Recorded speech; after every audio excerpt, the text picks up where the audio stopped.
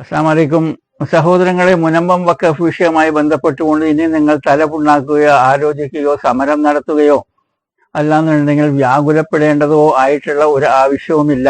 ആകെ ഉണ്ടായിരുന്ന ഒരു പ്രശ്നം ഇത് വഖഫാണോ അല്ലയോ എന്നുള്ളതാണ്. ആരൊക്കെ എന്തൊക്കെ പറഞ്ഞാലും പറഞ്ഞില്ല എന്നുണ്ടെങ്കിലും, കോർട്ടുകൾ നിരീക്ഷിച്ചാലും നിരീക്ഷിച്ചില്ല എന്നുണ്ടെങ്കിലും ഈ സ്വത്ത് വഖഫ് തന്നെയാണ്. മുനമ്പത്തെ 404 ഏക്കർ വഖഫ് തന്നെയാണ് എന്നത് മുഹമ്മദ് സിദ്ദീഖ് സേട്ട് ഫാറൂഖ് കോളേജിന് നൽകിയിട്ടുള്ള ആധാരത്തിൽ നിന്നാണ് അതിന്റെ തെളിവ്.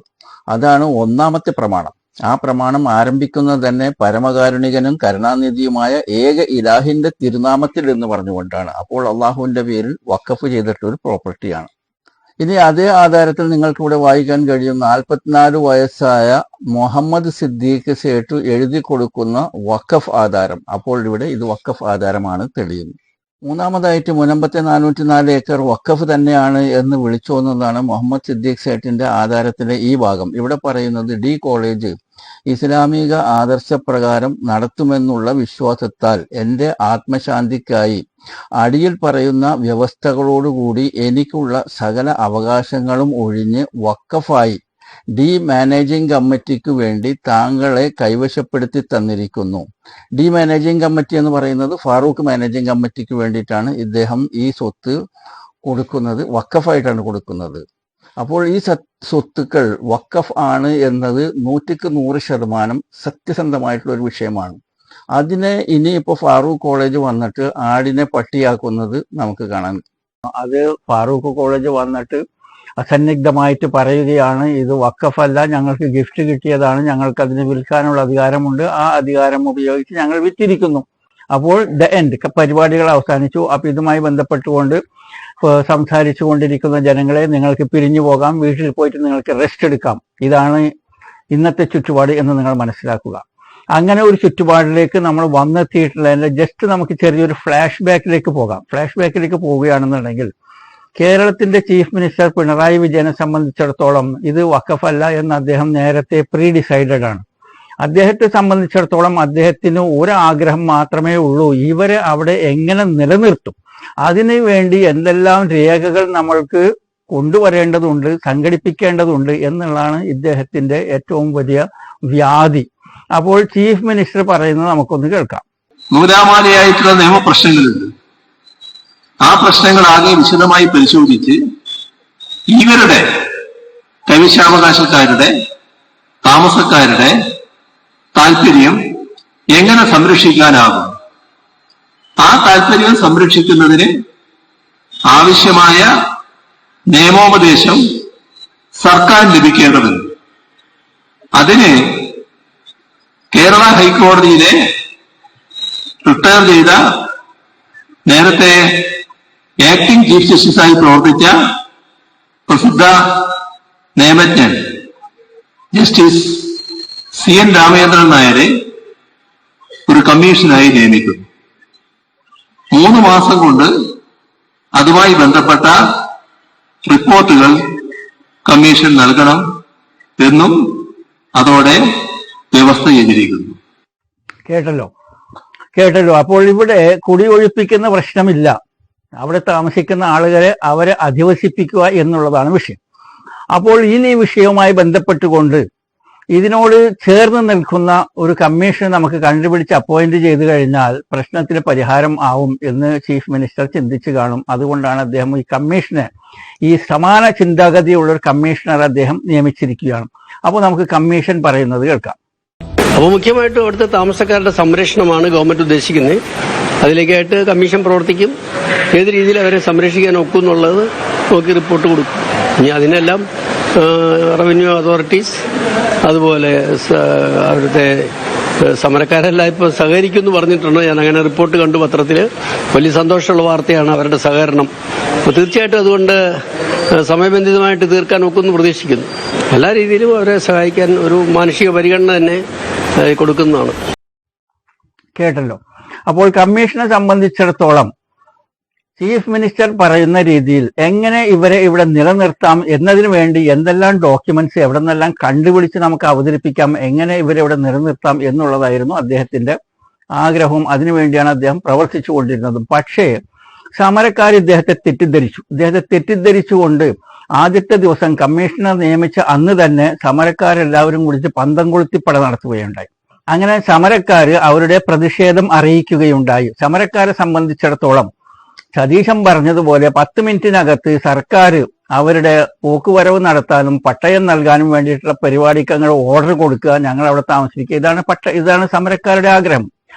പക്ഷേ കമ്മീഷണറുമായിട്ട് സംസാരിച്ചു കഴിഞ്ഞപ്പോൾ ഇപ്പോൾ സമരക്കാരും കമ്മീഷണറും തമ്മിൽ ചക്കരയും കൊപ്രയും മാതിരിയാണ്. രണ്ടുപേരും വളരെ സ്നേഹത്തിലാണ്. സമരക്കാരെല്ലാം ഇപ്പൊ സഹകരിക്കുമെന്ന് പറഞ്ഞിട്ടുണ്ട്. ഞാൻ അങ്ങനെ റിപ്പോർട്ട് കണ്ടു പത്രത്തില്. വലിയ സന്തോഷമുള്ള വാർത്തയാണ് അവരുടെ സഹകരണം. അപ്പോൾ സമരക്കാർക്ക് മനസ്സിലായി കുറച്ച് സമയം എടുത്തിട്ടാണെന്നുണ്ടെങ്കിലും ബെറ്റർ ലേറ്റ് ദെൻ നെവർ, കുറച്ച് സമയം എടുത്തിട്ടാണെന്നുണ്ടെങ്കിലും നമുക്കിവിടെ താമസിക്കാം, എവിടെയും പോകേണ്ടി വരില്ല എന്ന് സമരക്കാർക്ക് മനസ്സിലായി. അപ്പോൾ സമരക്കാർ ഇപ്പോൾ വളരെ സന്തോഷത്തിലും സമാധാനത്തിലും ഒക്കെയാണ്. പക്ഷെ ഇവിടെ ഒരു പ്രശ്നം നിലനിന്നിരുന്നത് നമ്മുടെ കമ്മീഷണറെ സംബന്ധിച്ചിടത്തോളം ഈ ചില മുസ്ലിങ്ങളൊക്കെ ഇടയ്ക്ക് വന്നിട്ട് വഖഫ് വഖഫ് വഖഫ് എന്ന് പറഞ്ഞിട്ട് ഒച്ചെടുക്കുന്നുണ്ടല്ലോ, അവരെങ്ങനെ സൈലന്റ് ആക്കും എന്നായിരുന്നു കമ്മീഷണറുടെ വേവലാതി. ആ വേവലാതിക്ക് അറുതി വരുത്തിക്കൊണ്ട് ഫാറൂഖ് കോളേജ് മുൻപോട്ട് വന്നിട്ട് പറഞ്ഞു, ഇത് വഖഫല്ല, ഇത് ഞങ്ങൾക്ക് ഗിഫ്റ്റ് കിട്ടിയതാണ്, ഞങ്ങൾക്കത് വിൽക്കാനുള്ള സ്വാതന്ത്ര്യം ഉണ്ട് എന്ന് പറഞ്ഞു കഴിഞ്ഞപ്പോൾ ഏറ്റവും കൂടുതൽ സന്തോഷിച്ചിട്ടുണ്ടായിരുന്നത് നമ്മുടെ കമ്മീഷണറാണ്. അപ്പൊ കമ്മീഷണറെ സംബന്ധിച്ചിടത്തോളം അദ്ദേഹത്തിന്റെ ദൗത്യം അവസാനിച്ചു. ഇനി ആ രേഖകളൊക്കെ സംഘടിപ്പിച്ചുകൊണ്ട് എങ്ങനെയാണ് ഇവർക്ക് പോക്കുവരവ് നടത്താനും പിന്നെ അതേപോലെ തന്നെ പട്ടയം നൽകാനും വേണ്ടിയിട്ടുള്ള പരിപാടി, അതാണ് ഇനി അടുത്ത സ്റ്റെപ്പ് എന്ന് ഞാൻ മനസ്സിലാക്കുന്നു. സംഗതി ഇങ്ങനെയൊക്കെയാണെന്നുണ്ടെങ്കിലും അള്ളാഹുവിന്റെ സ്വത്തിനെ നിലനിർത്തുക എന്നുള്ളത് അതിന്റെ അന്തിമ തീരുമാനം, അതിന്റെ അന്തിമ പ്രവൃത്തിയും അള്ളാഹുവിന്റെ കയ്യിൽ തന്നെയാണ്. അതായത് വഖഫ് ബോർഡിന് ഇപ്പൊ കണ്ടു ഒരു ഭൂമിയിൽ ഒരു മോഹം തോന്നി, ഞങ്ങൾക്ക് കൊള്ളാമെന്ന് തോന്നി, സെക്ഷൻ 40 എന്ന് തോന്നിക്കഴിഞ്ഞാൽ അവർക്ക് കണ്ടത് ഞങ്ങളുടേതാണ് എന്ന് തോന്നാൻ എന്തെങ്കിലും രീതിയിൽ ഇടയായാൽ ആ ഭൂമി അവർക്ക് അവരുടേതാക്കാൻ. ഈ സെക്ഷൻ 40 കൊണ്ടുപോകുന്നത് എപ്പോഴാ? Section 40 1995 ഭേദഗതിയിലല്ല sir. 1954 നിയമം റദ്ദ് ചെയ്തിട്ടാണ് 1995 ഇപ്പൊ നിലവിലുള്ള വഖഫ് നിയമം കൊണ്ടുവരുന്നത്. ആ വഖഫ് നിയമത്തിലെ ഈ സെക്ഷൻ 40 ആണ് ഏറ്റവും അപകടകരമായ കാര്യം എന്ന് പറയുന്നത്. അപ്പൊ വഖഫ് ബോർഡിന് ഏതെങ്കിലും ഭൂമി അവരുടേതാണെന്ന് തോന്നുകയാണെന്നുണ്ടെങ്കിൽ അവർക്കത് കൈവശപ്പെടുക്കാം, അവർക്കത് സ്വന്തമാക്കാം, അവർക്ക് ഏകപക്ഷീയമായിട്ട് തീരുമാനങ്ങൾ എടുക്കാം. സഹോദരങ്ങളെ, ഈ സ്ത്രീ പറഞ്ഞതിനെ കുറിച്ച് നിങ്ങൾ ചിന്തിച്ചുവോ? ചിന്തിക്കുന്ന ജനങ്ങൾക്ക് ദൃഷ്ടാന്തമുണ്ട് എന്നാണ് ഖുർആൻ പറഞ്ഞിരിക്കുന്നത്. അപ്പോൾ എന്താണ് ഇവിടെ ചിന്തിക്കുന്ന ജനങ്ങൾക്ക് ദൃഷ്ടാന്തം എന്ന് നിങ്ങൾ മനസ്സിലാക്കേണ്ടത്? അള്ളാഹുവിന്റെ സ്വത്തിനെ സംരക്ഷിക്കാൻ വേണ്ടിയിട്ട് അള്ളാഹു അബാബിയിൽ പക്ഷിയെ അയച്ചുകൊണ്ട് കാബ സംരക്ഷിച്ചതുപോലെ മുസ്ലിങ്ങളുടെ അടുത്തേക്ക് ഒരു അബാബിയിൽ പക്ഷിയായിട്ട് ഈ സ്ത്രീയെ അയച്ചിരിക്കുകയാണ്. ഈ സ്ത്രീ നൽകുന്ന സന്ദേശം എന്തെന്നാൽ, ഹേ മുസ്ലിങ്ങളെ, നിങ്ങളുടെ അടുത്ത് 1995 സെക്ഷൻ 40 അനുസരിച്ചിട്ട് നിങ്ങൾക്കൊരു പ്രോപ്പർട്ടി വഖഫാണെന്ന് തോന്നിയാലല്ല, വഖഫാണ് എന്നതിന് എവിഡൻസ് ഉണ്ടെങ്കിൽ നിങ്ങൾക്ക് അതിനെ വഖഫായി രജിസ്റ്റർ ചെയ്യാമല്ലോ. പക്ഷേ ഫാറൂഖ് കോളേജ് എന്ന് പറയുന്നത് 99% വഖഫ് സ്വത്താണ്. അവിടുത്തെ മുസ്ലിങ്ങൾ അവരുടെ സ്വത്ത് പണമായിട്ടും ഭൂമിയായിട്ടും അതേപോലെ തന്നെ വഖഫ് ഫാറൂഖ് കോളേജിന്റെ ഓരോരോ യൂണിറ്റുകൾ പണിതിട്ടും അവർ വഖഫ് ചെയ്തിട്ടുള്ളതാണ്. മൊത്തത്തിൽ ഒരു വഖഫ് പ്രോപ്പർട്ടിയാണ് ഫാറൂഖ് കോളേജ്. എന്നിട്ട് അവിടുത്തെ ഓരോ ഇഷ്ടികയും വഖഫാണ്. അപ്പോൾ അതുകൊണ്ട് ഈ സ്ത്രീ നമുക്ക് തരുന്ന സന്ദേശം എന്തെന്നാൽ, ഹേ മുസ്ലിങ്ങളെ, നിങ്ങളുടെ അടുത്ത് സെക്ഷൻ 40 1995 ഉണ്ടായിട്ട് എന്തുകൊണ്ട് നിങ്ങൾ ഫാറൂഖ് കോളേജിനെ ഒരു വഖഫായിട്ട് രജിസ്റ്റർ ചെയ്യുന്നില്ല എന്ന് നമ്മളോട് ചോദിക്കാൻ വേണ്ടിയാണ് സ്ത്രീ വന്നിരിക്കുന്നത്. അപ്പോൾ വഖഫ് ബോർഡ് എത്രയും എളുപ്പത്തിൽ ഫാറൂഖ് കോളേജിനെ ഒരു വഖഫ് പ്രോപ്പർട്ടി ആയിട്ട് രജിസ്റ്റർ ചെയ്യുക. ഇനി എങ്ങനെയാണ് ഫാറൂഖ് കോളേജ് വഖഫായി മാറുന്നത്? അതുമായി ബന്ധപ്പെട്ടുകൊണ്ട് ആരൊക്കെയാണ് ഫാറൂഖ് കോളേജിലേക്ക് വഖഫ് ചെയ്തിരിക്കുന്നത് എന്നുള്ളത് ഞാൻ ഒരു ലിസ്റ്റ് നിങ്ങളെ വായിച്ചു കേൾപ്പിക്കാം. അത് വായിച്ചു കേട്ട് കഴിഞ്ഞാൽ നിങ്ങൾ അത്ഭുതപ്പെട്ടു പോകും. അപ്പോൾ ഈ പറഞ്ഞിട്ടുള്ള ആളുകളൊക്കെ കൊടുത്തിട്ടുള്ള വഖഫ് പ്രോപ്പർട്ടിയുടെ പുറത്താണ് ഫാറൂഖ് കോളേജ് എന്ന കോളേജ് ഉണ്ടായിരിക്കുന്നത് എന്ന് നിങ്ങൾ മനസ്സിലാക്കുക. ഫാറൂഖ് കോളേജിന് ഇഷ്ടദാനം അഥവാ ഗിഫ്റ്റ്, കൃത്യമായി പറഞ്ഞാൽ വഖഫ് ചെയ്ത് മൺമറഞ്ഞുപോയ മഹത്തുക്കളുടെ പേര് വിവരങ്ങൾ താഴെ പറയുന്നു. ഫാറൂഖ് ബ്ലോക്ക് കൂടുതൽ നീട്ടിപ്പണിയാൻ വേണ്ടി മൊയ്തീൻകുട്ടി കുരുക്കളുടെ വകയായിട്ടും കെ ഹസൻ ഹാജിയുടെ വകയായിട്ടും 2 ആളുകൾ അതിനോട് കൂട്ടിച്ചേർത്തു. കിഴക്ക് വശത്ത് സമാന്തരമായി വേറൊരു ബ്ലോക്കും പണിതു. താഴെ പറയുന്നവരുടെ വകയായിട്ടാണ് ഈ ബ്ലോക്ക് പണിതത്. എല്ലാവരുടെയും പേരും ഈ മുറികളുടെ നെറുകയിൽ രേഖപ്പെടുത്തിയിട്ടുമുണ്ട്. ഉണ്ണിക്കമ്മു സാഹിബ്, കല്ലടി കമ്മപ്പ സാഹിബ്, കോയപ്പത്തൊടി അഹമ്മദ് കുട്ടി ഹാജി, PI കുഞ്ഞമ്മദ് കുട്ടി ഹാജി. സുവോളജി ബ്ലോക്ക് എന്നറിയപ്പെടുന്ന കെട്ടിടം PP ഹസൻ കോയ സാഹിബ് നിർമ്മിച്ചതാണ്. പുതിയ കെമിസ്ട്രി ബ്ലോക്കിന്റെ ഗ്രൗണ്ട് ഫ്ലോറിലെ ആദ്യത്തെ ഹാൾ ഭട്കൽ ജമാഅത്ത് വകയും രണ്ടാമത്തെ ഹാൾ സയ്യിദ് അലവി ജിഫ്രി തങ്ങളുടെ സംഭാവനയുമാണ്. മലബാർ ഡിസ്ട്രിക്ട് മുസ്ലിം ലീഗ് വകയായുണ്ടായിരുന്ന 20,000 രൂപയുടെ ഗവൺമെന്റ് കടപ്പത്രം അവർ കോളേജിന് കൈമാറി. അതുപോലെ നോർത്ത് മലബാർ മുസ്ലിം എഡ്യൂക്കേഷൻ അസോസിയേഷന്റെ വകയായുണ്ടായിരുന്ന 12,000 രൂപയുടെ കടപ്പത്രവും കോളേജിന് നൽകി. കൊണ്ടോട്ടിക്കടുത്ത് എക്കാപ്പറമ്പ് എന്നറിയപ്പെടുന്ന കോളേജിന്റെ കൊണ്ടോട്ടി എസ്റ്റേറ്റ് കൊടിത്തോട്ടി അഹമ്മദ് കുട്ടി ഹാജി എന്ന ഉദാരമതിയുടെ സംഭാവനയായി ലഭിച്ചു. 30,000 ഉറുപ്പികയാണ് അതിന് മതിപ്പുവില കാണിച്ചത്. സീതി സാഹിബിന്റെ പരിശ്രമഫലമായി ഐക്യസംഘത്തിന് കൊടുങ്ങല്ലൂർ താലൂക്കിലുണ്ടായിരുന്ന ഭൂസ്വത്തുക്കൾ ഫാറൂഖ് കോളേജിന് കൈമാറി. 30,000 ഉറുപ്പികയാണ് അതിനും വില കാണിച്ചത്. ആധാരം രജിസ്റ്റർ ചെയ്തു കൊടുത്തത് മണപ്പാട്ട് കുഞ്ഞു മുഹമ്മദ് ഹാജിയാണ്. അഴീക്കോട്, എറിയാട്, എടവിലങ്ങ് വില്ലേജുകളിൽ 11 തുണ്ടമായി സ്ഥിതി ചെയ്തിരുന്ന ഈ ഭൂമിയിൽ കുടികിടപ്പുകാരുണ്ടായിരുന്നു. ഭൂപരിഷ്കരണ നിയമം വന്നപ്പോൾ കുടിയാന്മാർക്കുള്ളത് കൊടുത്ത് ബാക്കി വന്ന ഭൂമി വിൽക്കുകയാണ് ഉണ്ടായത്. ആ തുക വെസ്റ്റ് ഇന്ത്യ പ്ലൈവുഡ് ഷെയറിൽ നിക്ഷേപിച്ച് ഒരു പ്രത്യേക അക്കൗണ്ടായി നിലനിർത്തിപ്പോന്നു. ഇതിനു പുറമെ അഴീക്കോട് സഭാപറമ്പ് എന്ന പേരിലുള്ള സ്ഥലം സീതി സാഹിബിന്റെ പിതാവ് ലജനത്തുൽ ഹമദാനിയ സഭയ്ക്ക് ദാനം നൽകിയിരുന്നത് സഭയുടെ പ്രവർത്തനം നിലച്ചുപോയതുകൊണ്ട് ഫാറൂഖ് കോളേജിന് കൈമാറി. ഇങ്ങനെ നിന്നുപോയ വേറെയും പല സ്ഥാപനങ്ങളുടെയും പിന്തുടർച്ചാവകാശവും ഫാറൂഖ് കോളേജിന് വന്നു ചേർന്നു. മുസ്ലിം ലീഗ് ഉപയോഗിച്ചിരുന്ന കാറും കോളേജ് പ്രിൻസിപ്പലിന് നൽകി. താമസിയാതെ അത് വിറ്റഴിക്കുകയും ചെയ്തു. കൊച്ചിയിലെ സിദ്ദീഖ് സേട്ട് മുനമ്പം എന്ന സ്ഥലത്ത് 404 ഏക്കർ വിസ്താരമുണ്ടായിരുന്ന ഭൂമി കോളേജിന് നൽകി. 1,00,000 ഉറുപ്പിക വില നിശ്ചയിച്ചായിരുന്നു സ്ഥലം കോളേജിന് നൽകിയത്. മണപ്പാട്ട് കുഞ്ഞു മുഹമ്മദ് ഹാജി വൈക്കത്തിനടുത്ത് 112 ഏക്കറിന്റെ പട്ടാവകാശം 1,00,000 ഉറുപ്പിക വില നിശ്ചയിച്ചു അദ്ദേഹം കോളേജിന് ദാനമായി നൽകി.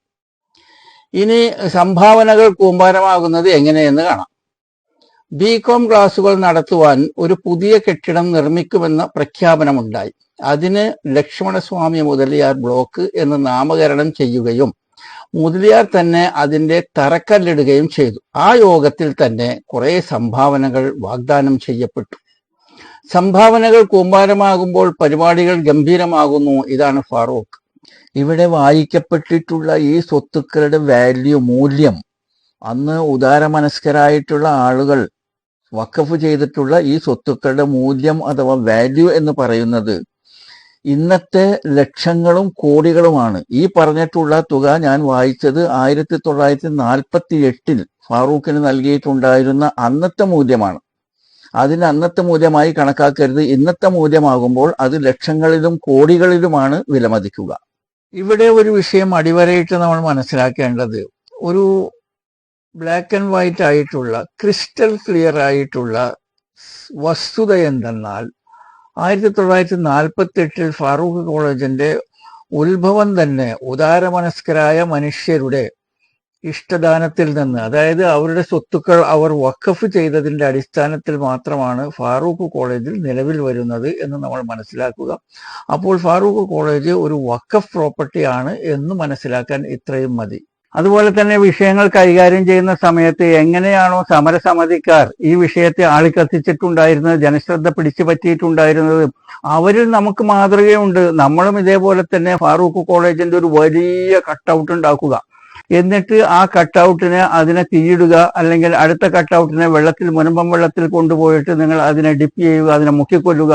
ഈ രീതിയിലുള്ള പ്രവർത്തനങ്ങളും അതേപോലെ തന്നെ ജാഥ നയിക്കലും, ശാന്തമായിട്ടുള്ള ജാഥ വഖഫ് ബോർഡിലേക്ക് നയിക്കലും, വഖഫ് ബോർഡിനോട് നിങ്ങൾ ഈ പ്രോപ്പർട്ടി വഖഫായിട്ട് അതിനെ രജിസ്റ്റർ ചെയ്യൂ എന്ന് ആവശ്യപ്പെടുകയും അതിനുതകുന്ന രീതിയിലുള്ള വലിയ വലിയ ബാനറുകളെല്ലാം ജാഥക്കാര് വഹിക്കുകയും ചെയ്യുക. നമ്മൾ കണ്ടു സമരക്കാരെങ്ങനെയാണ് വഖഫ് ബോർഡിലേക്ക് ജാഥ നയിച്ചു പോയത് എന്ന്. അവരിൽ നിന്ന് നമുക്ക് ഉദാഹരണങ്ങളുണ്ട്. രാത്രി പന്തം കൊളുത്തിപ്പട നിങ്ങൾ ആസൂത്രണം ചെയ്യുക, കോഴിക്കോടും മുനമ്പത്തും എറണാകുളത്തും ഒക്കെ ആയിട്ട്. അപ്പോൾ ഈ വഖഫ്, ഈ ഫാറൂഖ് കോളേജ് ഒരു വഖഫാണ് എന്ന് ജനങ്ങൾക്ക് മനസ്സിലാവും. കാരണം ഫാറൂഖ് കോളേജിനെ സംബന്ധിച്ചിടത്തോളം നമുക്ക് നേടിയെടുക്കേണ്ട 404 വഖഫ് പ്രോപ്പർട്ടിയെ സർക്കാരിനെ അവരെ കൊണ്ട് പറഞ്ഞ് മനസ്സിലാക്കി, കമ്മീഷനെ കൊണ്ട് പറഞ്ഞ് മനസ്സിലാക്കി അവരടുത്ത് നിന്ന് ഒരു പുനരധിവാസം നടത്തി, താമസിക്കുന്നവരെ പുനരധിവാസം നടത്തി ഈ പ്രോപ്പർട്ടി വഖഫായി സംരക്ഷിക്കുകയാണെന്നുണ്ടെങ്കിൽ അവിടെ വിദ്യാഭ്യാസ സമുച്ചയങ്ങൾ ഉണ്ടാകും.